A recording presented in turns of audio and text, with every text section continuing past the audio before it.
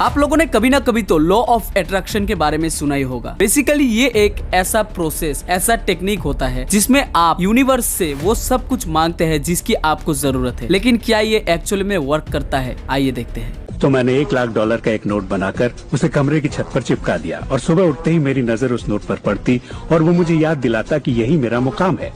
और फिर मैं आंखें बंद करके तसव्वुर करता कि मैं सालाना $1,00,000 कमा रहा हूँ। तो दिलचस्प बात यह है कि 30 दिनों तक कुछ खास नहीं हुआ। न तो कोई जबरदस्त प्लान ही सूझा, न ही कोई मुझे ज्यादा पैसे दे रहा था। और इस $1,00,000 वाले आइडिया के 4 हफ्ते बाद अचानक एक दिन जब मैं नहा रहा था तब ये बात मेरे दिमाग में आई। मैंने एक किताब लिखी थी।